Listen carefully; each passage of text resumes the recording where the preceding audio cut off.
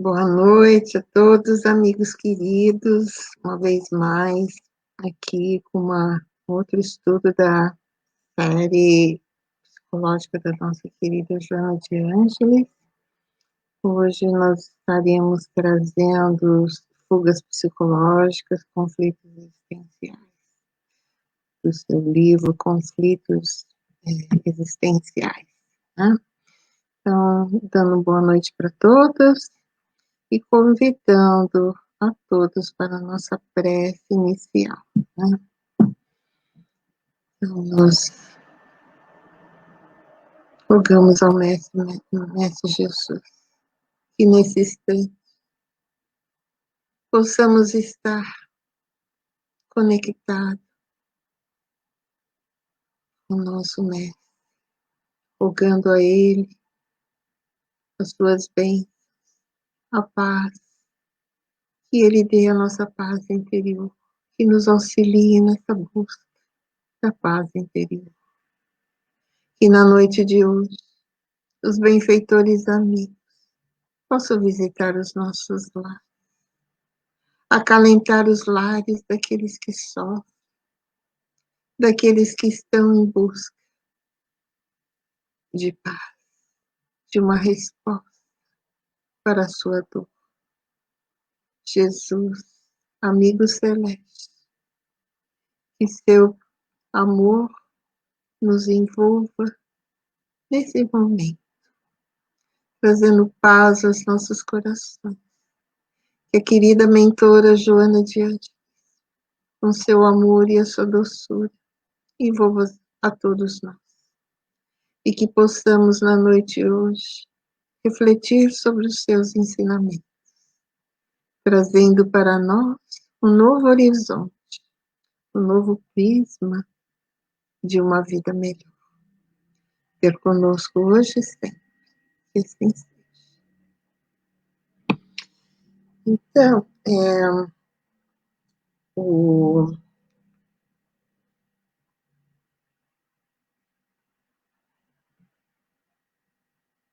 o estudo de hoje é conflitos existenciais e fugas psicológicas, do livro Conflitos Existenciais, né? A Psicologia da Gratidão, Conflitos Existenciais e Jesus e Atualidade. Então, nesses 3 livros, nós buscamos esses conceitos que a mentora nos traz, né? Então, ela começa com fugas psicológicas, ela diz que, normalmente, o sistema nervoso central consegue suportar altas cargas emocionais, diluindo-as ou transferindo-as de localização. Em face dos estímulos que proporcionam ao sistema endocrínico, o formigando laboratório glandular responde mediante aos hormônios específicos que são produzidos e distribuídos em rede segura para todo o organismo. É uma máquina mesmo, né? Está tudo ali trabalhando em conjunto, em harmonia, né? Então, ela diz que, embora o self, né, o espírito, que é o desencadeador das emoções, a máquina orgânica tem a finalidade de expressá-la.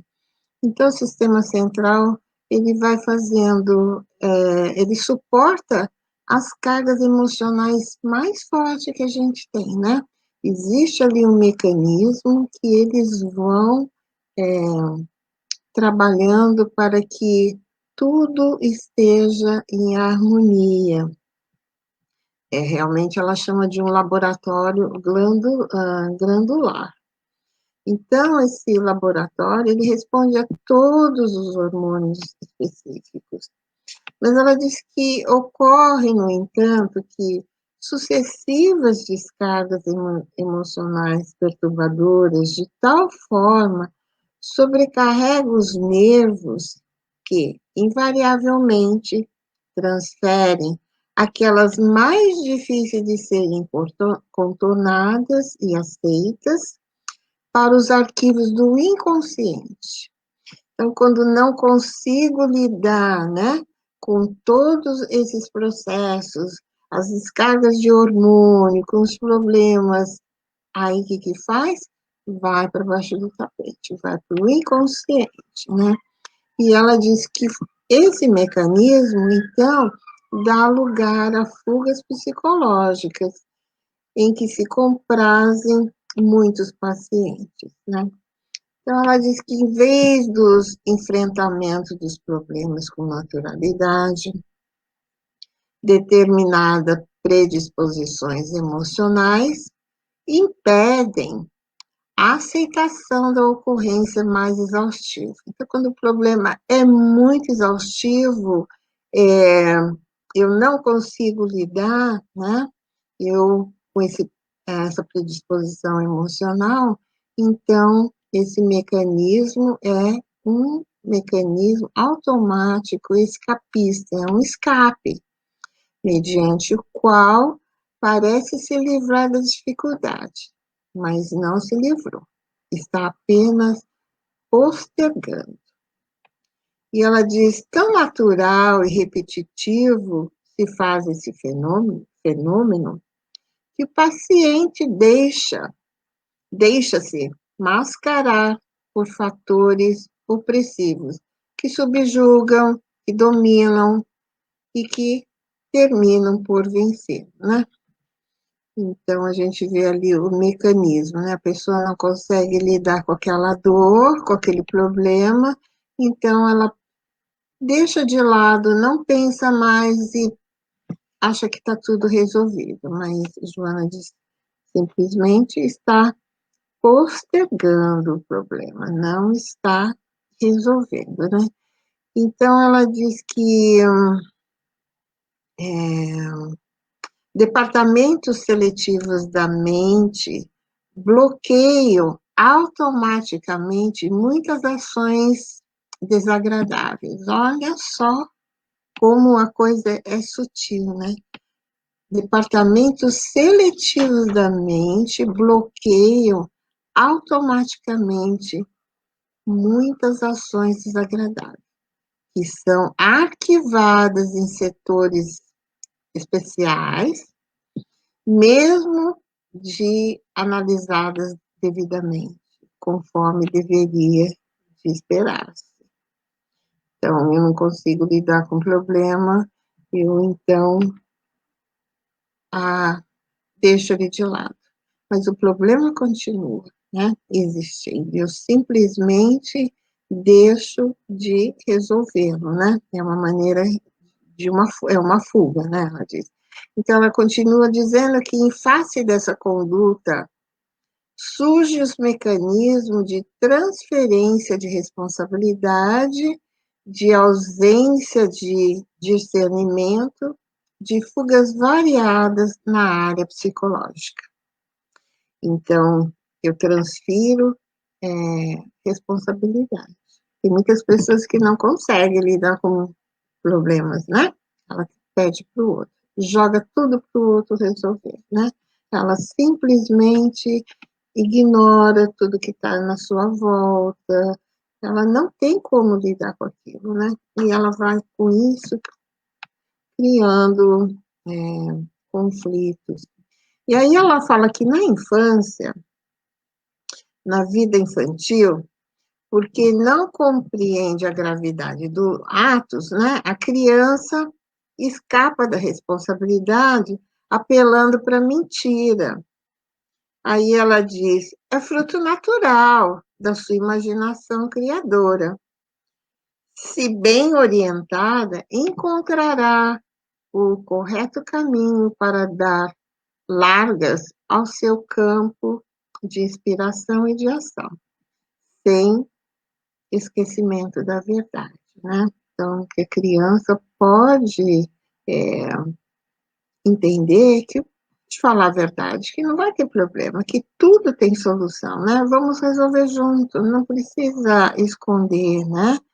A gente pode compreender. Então, a criança já vai crescendo com aquele conhecer de que falar a verdade para ela faz bem. Ela é auxiliada, os pais podem mostrar o caminho certo, então ela vai arquivando essas informações e adquirindo segurança em si própria, porque Joana diz que, no entanto, se isso faltar no lar, essa orientação faltar no lar, que castigo mentiroso, né? A criança de castigo porque você mentiu.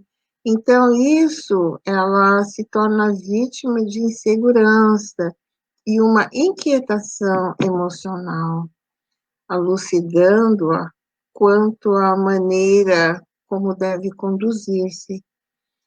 E essa criança, esse ser, quando crescer fisicamente, olha só que ela fala fisicamente, porque ela vai crescer e vai continuar criança, né? Ela diz, o ser cresce fisicamente, mantendo-se, porém, no estágio da infância psicológica, o que é muito lamentável. Não poucas vezes, diante dos grandes desafios para os quais os indivíduos não se sentem equipados por faltarem os recursos hábeis para os enfrentar, né, os problemas, foge das atitudes do conflito existenciais, levianas e irresponsáveis, como se estivesse agindo de uma forma correta.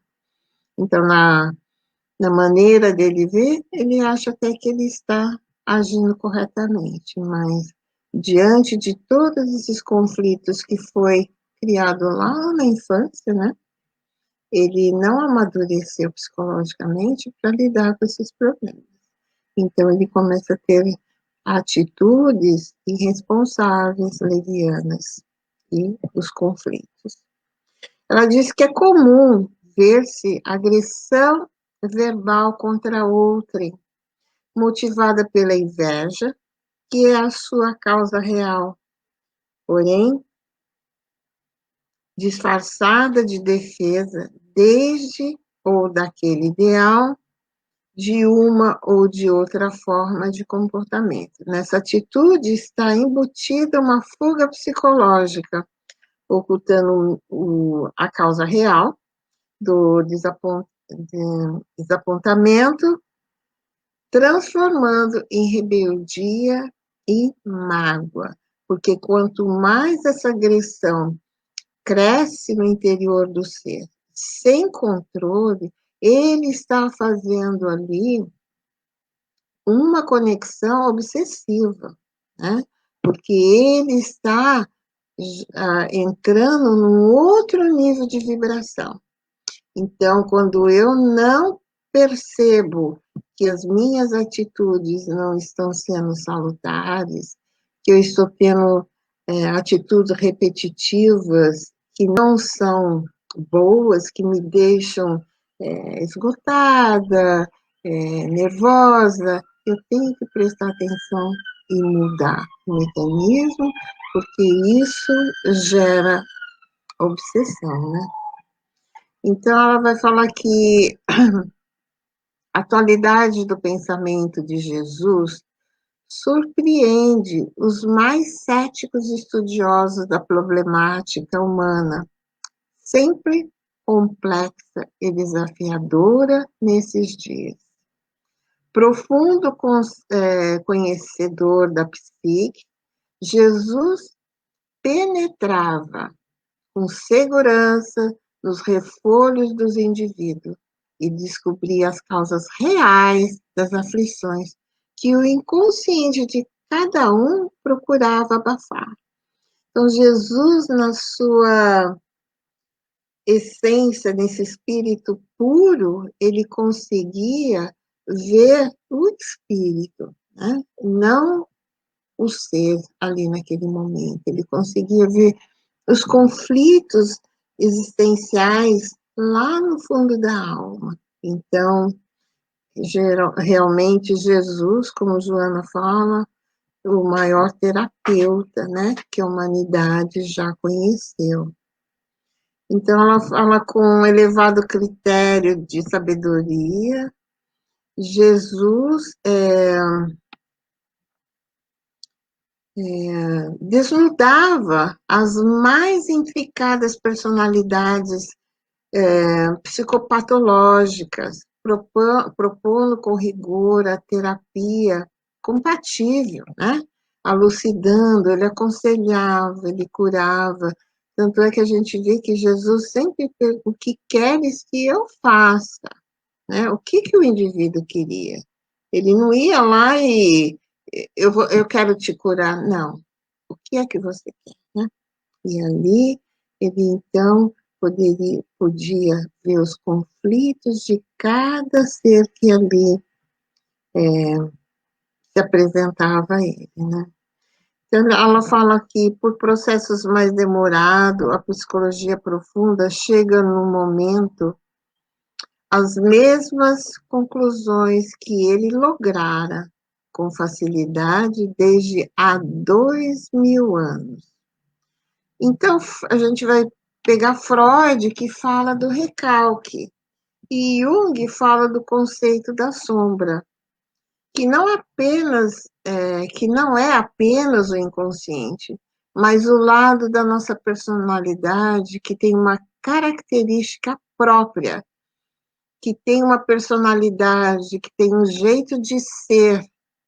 Esse recalque pode ser bom ou mal, ou às vezes até bom, né? Mas nós é que não sabemos utilizar esse recalque. Então, mas além do recalque, há uma outra forma de segurar, que é o que Jung fala, usando a figura da alquimia, do do calcinatio, né? Que quer dizer do queimar, que é quando a gente queima algo, né? Em alta temperatura. Então, Jung diz que suportar tudo aquilo foi o que o Cristo fez, foi o que o Cristo viveu, né? Ele viveu nesse calcinar, que Jung chama desse fogo que você segura aquele sofrimento, aquela dor, aquilo que você está passando, você faz daquilo uma coisa positiva, né? E não uma vítima, né? E não um sofrimento que te destrói, mas sim você encontrar uma outra dimensão. Para a gente ainda é difícil até de compreender esse mecanismo, porque nós não conseguimos experienciar isso em alto nível, né?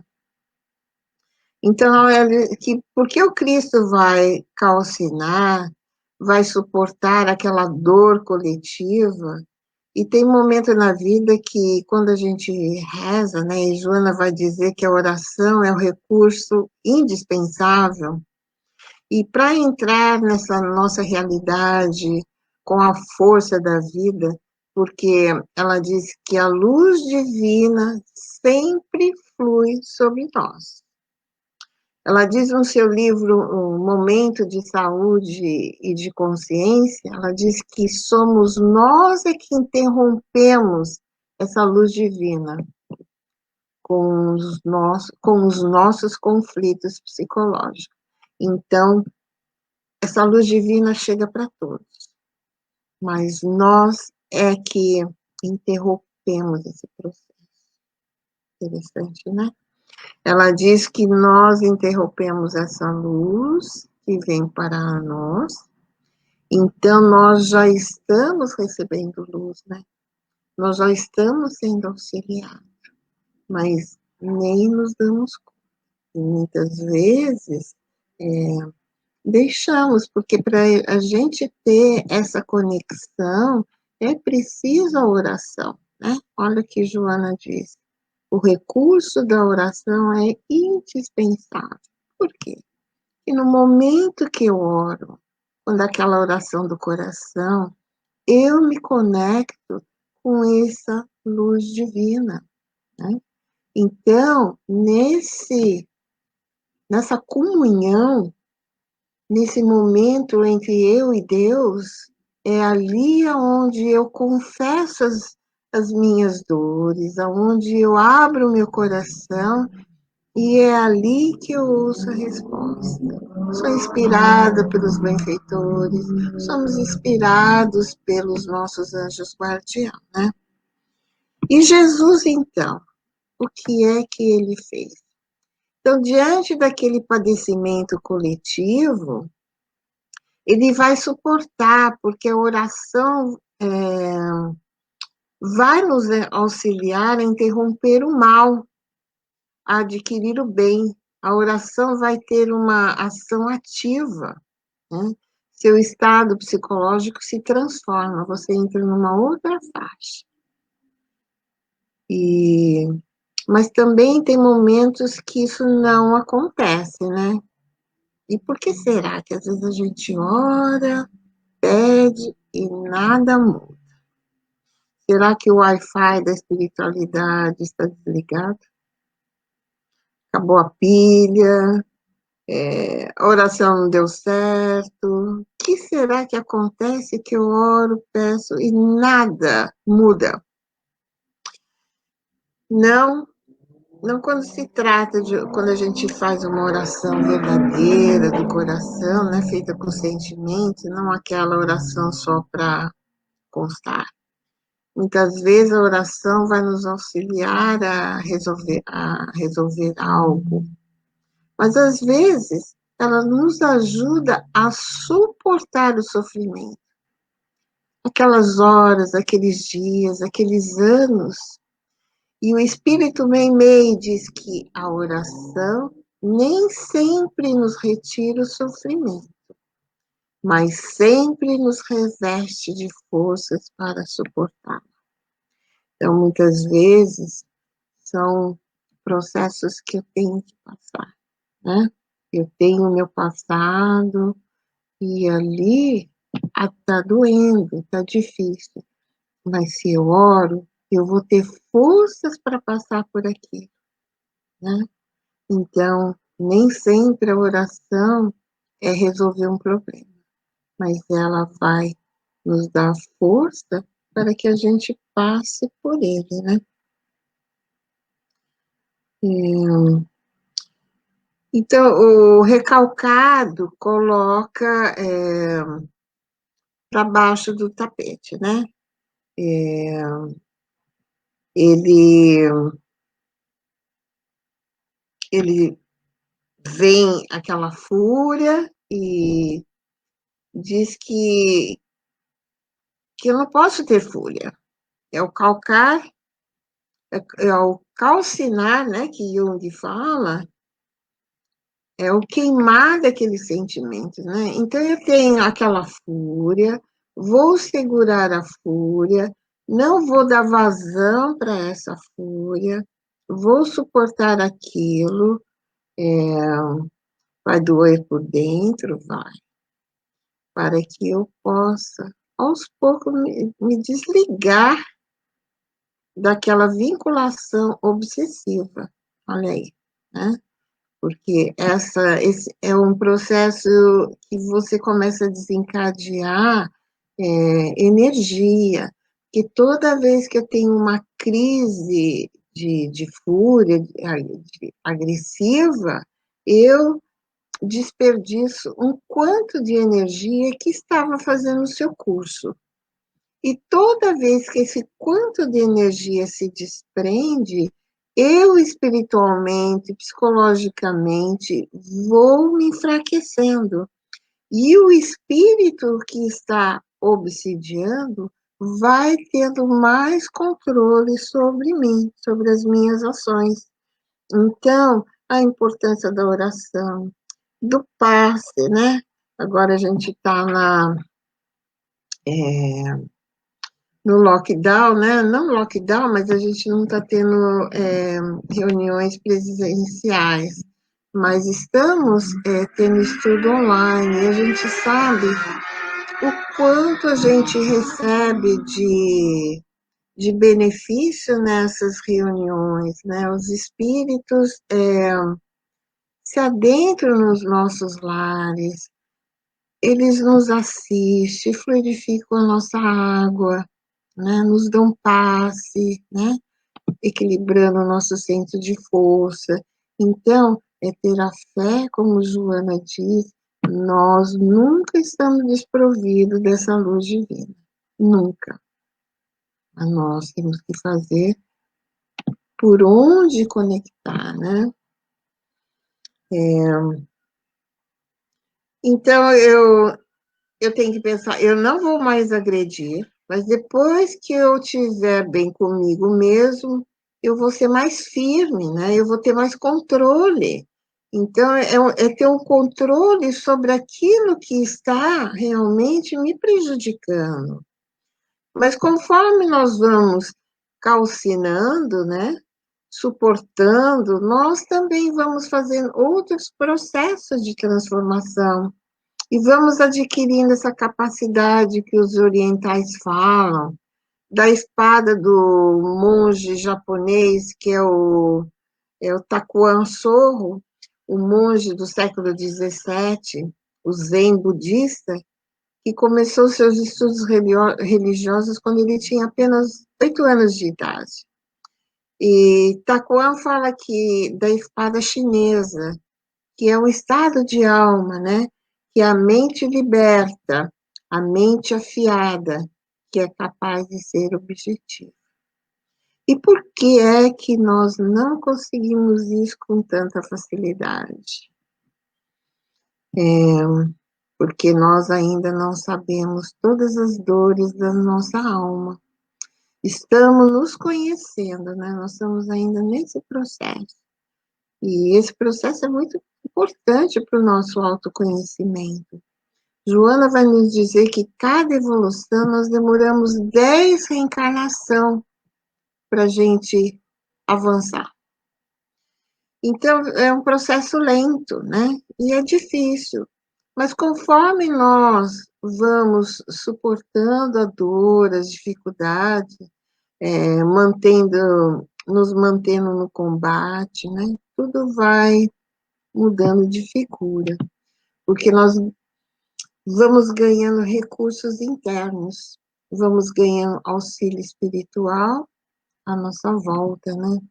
Então, veja como é importante essa mudança de atitude quando que a gente oscila, né? Hoje eu estou bem, amanhã eu não estou, mas o autoconhecimento já me faz perceber quando eu não estou bem. Então, eu tenho os recursos, a leitura, eu tenho a prece, uma música clássica, são coisas que me colocam numa vibração, num nível de vibração mais elevada. Então, ali eu consigo conectar o meu anjo de guarda com os benfeitores, né? Então, os benfeitores, os mentores, eles se compadecem de nós, mas não quando nós nos sentimos vítimas, né? Eles não se comprazem pela nossa vitimização. Eles nos auxiliam quando eles reconhecem em nós a vontade sincera de melhorar. Então, quando eu tenho essa vontade de melhorar, de me mudar, ele se compadece, porque ele sabe ali dessa vontade, desse esforço, né? Então, às vezes, nós não temos ainda os recursos que gostaríamos, mas a vontade sendo aplicada já atrai a presença dos espíritos. E conforme nós vamos tentando aquilo que era difícil, daqui a pouco já não é mais difícil, porque nós estamos fortalecidos. Nós já conseguimos mecanismo para lidar com essa problemática e nós já sabemos o mecanismo. E com isso eu vou me fortalecendo, né? Então, quanto mais nós vamos suportando naturalmente nas entranhas do nosso ser de luz que há em nós, o nosso self, vai surgir uma terceira via, né? Que é trazido pelo nosso self, que é o nosso maior, aquilo que a Joana fala, que não é apenas a imagem de Deus dentro de nós, como é o nosso espírito na sua totalidade. Então, a imagem de Deus está dentro de nós, na sua totalidade. Então, na soma de todas as nossas encarnações, em toda a nossa potencialidade. Então, nosso self, intuitivamente, quanto mais nós vamos suportando, ele vai criando uma terceira via que não está dada, que não está no bater e ficar chorando, mas uma terceira via que para cada situação vai ser uma coisa diferente. Eu já estou avançando como ser eterno, um ser em evolução. Eu já estou percebendo que existe mecanismo que me trazem paz e felicidade, ao invés de eu não querer lidar com as minhas dificuldades, com com os meus conflitos, né?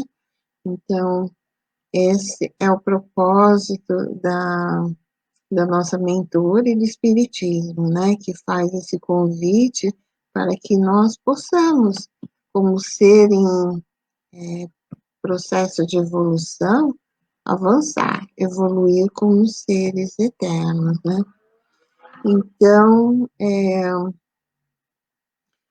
é isso e que nós hoje gostaríamos de trazer, e a gente sabe que essa filosofia que Joana traz, que o Espiritismo nos traz, né, essa ponte, é bem semelhante ao que Buda falava no meio do caminho, né?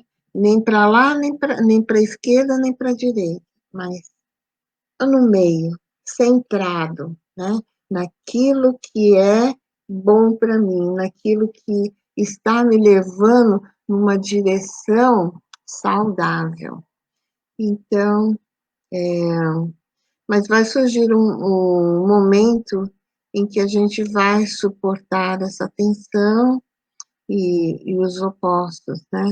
Mas é um processo que nós temos que lutar por ele. Nós temos que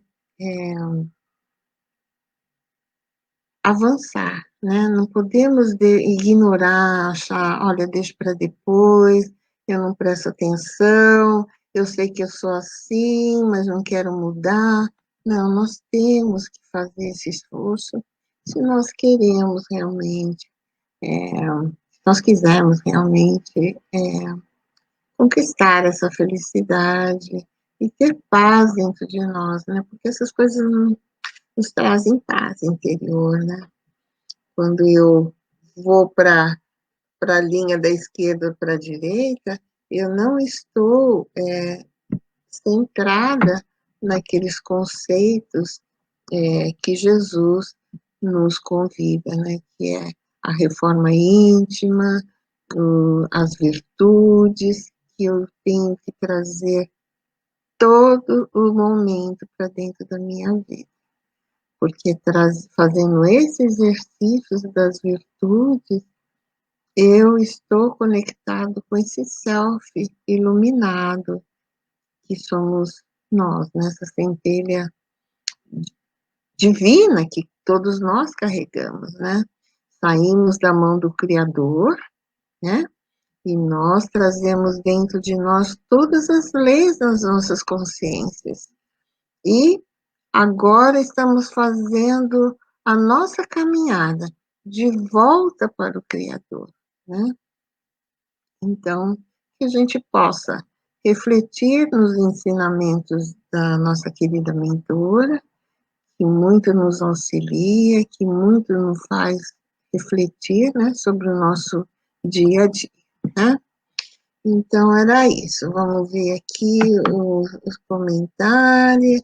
A Patrícia. Boa noite, querida Patrícia. Aqui a nossa querida Thaís. Boa noite, Thaís. Boa noite, Sofia, querida. Saudades. Aqui uma boa noite do Francisco de Assis, nosso grupo do coração. Olha aqui o Fabrício. Ai, que bom ter você aqui, Fabrício. Boa noite, querido. Temos a Patrícia Toledo. Oi, Patrícia. Que bom. Ela disse que tinha outro compromisso, mas deixo aqui meu abraço carinhoso. Obrigada, querida. A Patrícia diz, evoluir. Temos. É a nossa fatalidade. Se a gente não fizer hoje, amanhã nós teremos que fazer. Não tem como. Todos terão que fazer essa caminhada. Não tem como, né? Eu posso adiar, mas vou ter que fazer, né? Oi, Dani, querida, boa noite. Tudo bem? Então, olha, uma boa noite para todos vocês. Que a querida mentora Joana, que Jesus, nosso mestre, nos envolva em luz e em harmonia.